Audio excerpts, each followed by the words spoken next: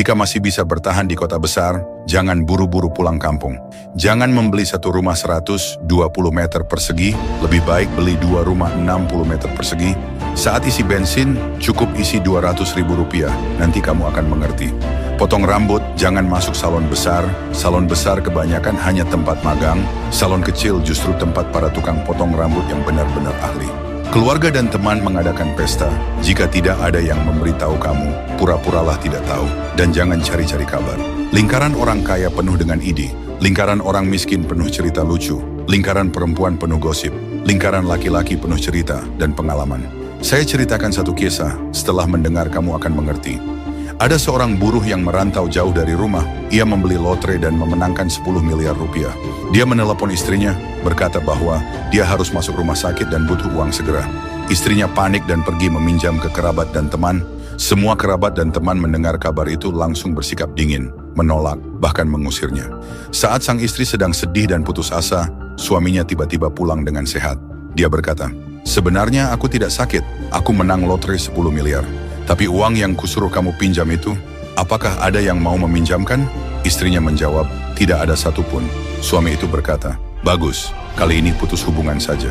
Kita lihat nanti, siapa di antara mereka yang masih punya muka datang meminta pinjaman lagi." Di tempat yang tidak ada lampu jalan, malam hari di mana-mana ada binatang buas. Ingatlah, sebelum merencanakan sesuatu, pelajarilah dulu manusianya. Jika kamu tidak memahami sifat manusia, kamu tidak akan pernah berada di posisi tak terkalahkan.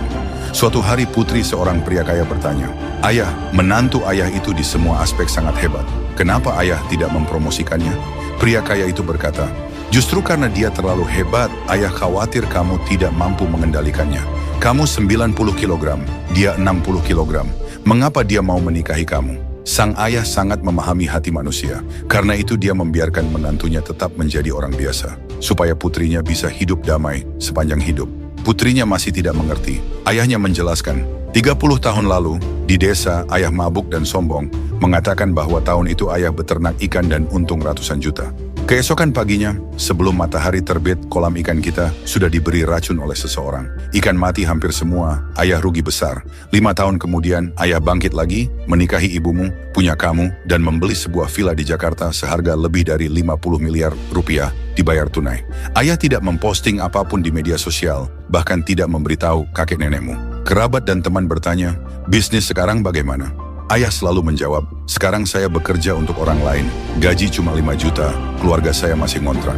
Kerabat dan teman mendengar itu semua sangat senang di dalam hati. Barulah sang putri benar-benar tersadar. Kamu kaya akan dibenci, kamu miskin akan diremehkan.